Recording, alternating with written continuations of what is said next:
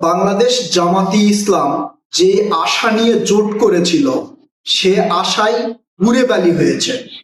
বিশেষ করে জাতীয় নাগরিক পার্টি এনসিপি কে নিয়ে জোট করার যেই লক্ষ্য ছিল সে লক্ষ্য ধূলিসাৎ হয়েছে।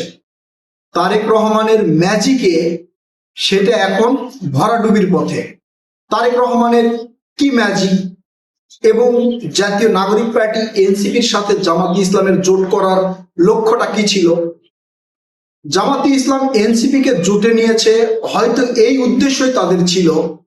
আপনারা জানেন এই জুলাই আগস্ট আন্দোলনের পরে এনসিপি নেতাদের জনপ্রিয়তা ছিল আকাশচুম্বী। সম্মুখ সারির যারা যোদ্ধা ছিলেন তাদেরকে মানুষ মাথায় তুলে নাচতে শুরু করেছিল। এরপরে যখন 5 আগস্টের পরে 8 আগস্ট সরকার গঠন হলো, তখন জাতীয় নাগরিক পার্টি অর্থাৎ ওই সময়ের ছাত্র আন্দোলনের 3 জন নেতাও উপদেষ্টা হয়েছেন। এই ক্ষেত্রে জাতীয় নাগরিক পার্টি এনসিপির নেতাদের ক্ষমতা সাহস একবারে 100% বৃদ্ধি পেয়েছে। সরকারের পক্ষ থেকেও বলা হলো, এমনকি এই অন্তর্বর্তীকালীন সরকারের প্রধান ডক্টর মোহাম্মদ ইউনূস স্যার নিজেই বললেন যে ছাত্ররা তাদের নিয়োগকর্তা। সারা বাংলাদেশে একটা মেসেজ দেওয়া হলো যে এখন ছাত্র জনতার দেশ, ছাত্ররা যেভাবে চলবে দেশ সেভাবেই চলবে। অর্থাৎ নিয়োগকর্তা যেহেতু ছাত্ররা, সেহেতু যে নিয়োগ পেয়েছে সে তো ছাত্রদের কথা শুনবেই। এছাড়াও সরকারের সাথে 3 জন ছাত্র উপদেষ্টা রয়েছে। জামাত ইসলাম মনে করেছে এনসিপির সাথে জোট করলে এই যে সরকারের পক্ষ থেকে একটা সাপোর্ট তারা পাবে, উপদেষ্টারা তাদেরকে একটা সাপোর্ট দিবে এবং সরকার যেহেতু তাদেরকে সাপোর্ট করবে সেহেতু প্রশাসনও তাদেরকে সাপোর্ট করবে। নির্বাচনে বিভিন্ন আসনে যে করে হোক প্রশাসন তাদের পক্ষে থাকবে, কারচুপি করে হোক বা অন্য কোনো পন্থা অবলম্বন করে হোক তারা ক্ষমতায় চলে আসতে পারবে, বিভিন্ন আসনে তাদের প্রার্থীগুলো জয়ী হবে। এই চিন্তা ভাবনাই ছিল হয়তো জামাতে ইসলামের। এখন সে আশায় কেন বুড়ে বালি হলো? আপনারা কিছুদিন ধরেই বেশ কিছু নিউজ দেখতেছেন যে জনাব তারেক রহমান দেশে আসার সাথে সাথে বিশাল লোকের সমাগম এবং বৃহৎ আয়োজনের মধ্যে তারেক রহমান কিন্তু বক্তৃতা দিয়েছেন। সেখানে উপস্থিত ছিলেন প্রায় 14 লক্ষ জনগণ। এখানে আরেকটা বিষয় লক্ষ্য করবেন, বেগম খালেদা জিয়া যখন পৃথিবী থেকে চলে গেলেন এবং তার যে জানাজা কার্যক্রম সহ কবরস্থ সব প্রক্রিয়া শেষ, তারপর থেকে তারেক রহমানের সাথে এক এক করে দেখা করছে বাংলাদেশের শীর্ষস্থানীয় নেতা, বিভিন্ন প্রতিষ্ঠান, সবাই। এমনকি খোদ প্রশাসনের প্রধানেরাও তারেক রহমানের সাথে দেখা করছে, বৈঠক করছে, মিটিং করছে। পুলিশের আইজিপি থেকে শুরু করে প্রশাসনের অনেক কর্মকর্তারা তারেক রহমানের কাছে গিয়ে বিভিন্ন নির্দেশনা দিচ্ছেন, তারেক রহমানের সিকিউরিটি বিষয়ে আলোচনা করছেন। এছাড়াও সবচেয়ে বড় যেই সংবাদটা আমাদের সামনে এসেছে সেটা হচ্ছে এনএসআই এর প্রধান তারেক রহমানের সাথে বৈঠক করেছেন, একান্ত সাক্ষাৎ করেছেন। আরো বড় খবর হচ্ছে গতকাল যে ঘটনাটা ঘটেছে সেটা হচ্ছে বাংলাদেশের অর্থনীতির চাকা যারা সচল রাখে সেই ব্যবসায়িক গোষ্ঠী তারেক রহমানের সাথে বৈঠক করেছেন। এই সকল পরিস্থিতি দেখে জামাতের কান্নাকাটি শুরু হয়ে গেছে।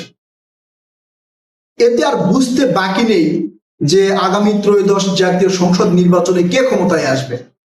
আপনারা সবাই জানেন জ্ঞানী গুণী ব্যক্তি যারা আছে তারা ওই দলকেই সাপোর্ট করে যেই দলের সম্ভাবনা সবচেয়ে বেশি। এই ব্যবসায়ী প্রতিষ্ঠানের মালিকেরা বা ব্যবসায়িক গোষ্ঠীরা এরা কি না বুঝেই তারেক রহমানের সাথে এই একান্ত বৈঠক করলেন? ওই জামাতের সাথে তো করেন নাই, অন্যান্য রাজনৈতিক দলের সাথে তো করেন নাই, কেন তারেক রহমানের সাথে করলেন? এছাড়াও ভারতের পররাষ্ট্রমন্ত্রী বেগম খালেদা জিয়ার জানাজায় শরীক হয়ে তারেক রহমানের সাথে একান্ত বৈঠক করেছেন। সেখানে কি আলোচনা হয়েছে? অর্থাৎ সবকিছু বিচার বিশ্লেষণ করলে আপনারা দেখবেন বাংলাদেশের সব সেক্টরগুলো এখন বুঝে গেছে যে আগামীতে বিএনপি ক্ষমতায় আসবে, তাই তারেক রহমানের সাথে একটু লিয়াজু করার চেষ্টা করছে, তারেক রহমানকে সিকিউরিটি দেওয়ার চেষ্টা করছে, তারেক রহমানকে ভরসা দেওয়ার চেষ্টা করছে, তারেক রহমানকে সাপোর্ট করার চেষ্টা করছে। এটাই থেকে বুঝতে পারবেন, আপনারা নিশ্চিত বুঝতে পারবেন যে আসলে আগামী ত্রয়োদশ জাতীয় সংসদ নির্বাচনে ক্ষমতায় কে আসবে। এছাড়াও তারেক রহমান যেখানে যাচ্ছে সেখানে তার জনপ্রিয়তা দেখে বাকি রাজনৈতিক দলগুলো ঈর্ষান্বিত হচ্ছে। তারেক রহমান বা বিএনপির পক্ষে জনগণ কিভাবে আকৃষ্ট হয়েছে এগুলো দেখে খোদ এনসিপির জনপ্রিয় নেতা, তিনি আমার কাছে খুব প্রিয়, আমি অনেক আগে থেকেই বলছি, এনসিপির মধ্যে যতগুলো নেতা রয়েছে তার মধ্যে হাসনাত আব্দুল্লাহ আমার সবচেয়ে প্রিয়। তার কথাবার্তা, চলাফেরা, তার বাচন ভঙ্গি, তার অ্যাক্টিভিটি আমার কাছে খুবই ভালো লাগে। এনসিপির অন্যান্য নেতাদের কিন্তু আমার ওইভাবে ভালো লাগে না, মানে এটা আমার ব্যক্তিগত, অন্যান্যরা ভালো হতে পারে, তবে আমার ব্যক্তিগত ভালো লাগার জায়গা থেকে বলছি, হাসনাত আব্দুল্লাহকে আমি খুবই ভালোবাসি, খুবই ভালো লাগে তার কথাবার্তা।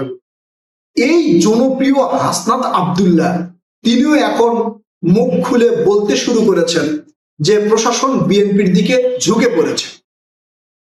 বিষয়টা আরেকবার একটু চিন্তা করবেন যে প্রশাসন বিএনপির দিকে ঝুঁকে পড়েছে, এই কথা যদি সত্য হয় তাহলে আর কি বুঝতে বাকি আছে সামনে ত্রয়োদশ জাতীয় সংসদ নির্বাচনে কে ক্ষমতায় আসবে। শুধু বিএনপি মানে ওই প্রশাসন কেন, বিএনপির দিকে দেখবেন পুরো বাংলাদেশই ঝুঁকে আছে। এই যে ডিবিসির একটা হচ্ছে জরিপ প্রকাশ হয়েছে, সেই জরিপে দেখলাম বিএনপিকে 70%, জামাতকে 19% এবং এনসিপিকে 2.63% লোকে ভোট দিতে চায়। অনেকেই বলবেন এই ধরনের তো হাজার হাজার জরিপ হয়, এই জরিপগুলো মিলে না।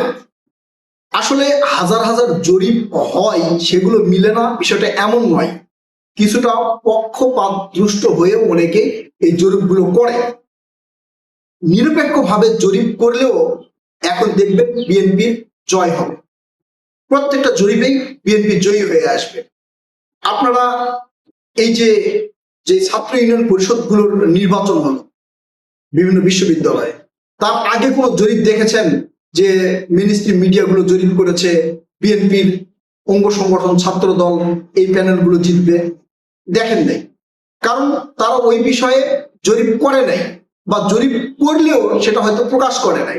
কিন্তু এখন তারা জরিপ করছে, জরিপ করে সাধারণ জনগণ যেটা বলছে সেটাই প্রকাশ করছে, এবং এই জরিপগুলোই সঠিক হবে।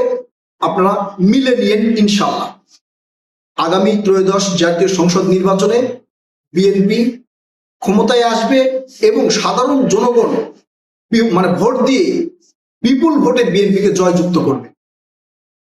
2-4টা আসনে জামাত জয়ী হয়ে আসতে পারে, এটা একবারে উড়িয়ে দেওয়ার মতো নয়, কারণ জামাতের জনপ্রিয়তা আগের চেয়ে একটু বেড়েছে, এটাও সত্য কথা। তবে হয়তো 2-4টা বা 2-4-10টাও হতে পারে। সকল দলের মানে ওদের যে জোট, এই জোটের সবাই মিলে হয়তো 2-4-10টা আসন পেতে পারে। তাই বিএনপির দিকে ঝুঁকে পড়েছে, বিএনপির দিকে সবাই, প্রশাসন বা এই সেই, এগুলো জনগণকে আর মানে বোঝানো যাবে না। শুধু প্রশাসন নয়, পুরো বাংলাদেশটাই বিএনপির দিকে ঝুঁকে পড়েছে। আর প্রশাসন ঝুঁকে পড়লেও বিএনপিকে ভোট কারচুপি করে জিতিয়ে আনতে হবে না, বিএনপিকে জিতিয়ে আনবে বাংলাদেশের সাধারণ জনগণ। এখানে প্রশাসন দরকার নেই, প্রশাসন শুধু নিরাপত্তা দিলেই চলবে। ভোট কেন্দ্রের সাধারণ জনগণ যাতে গিয়ে ভালোভাবে ভোট দিতে পারে এই ব্যবস্থা প্রশাসন করলেই চলবে। প্রশাসনের মধ্যে 2 নাম্বারই করতে হবে না, কারণ সাধারণ জনগণ এখন বিএনপির পক্ষে।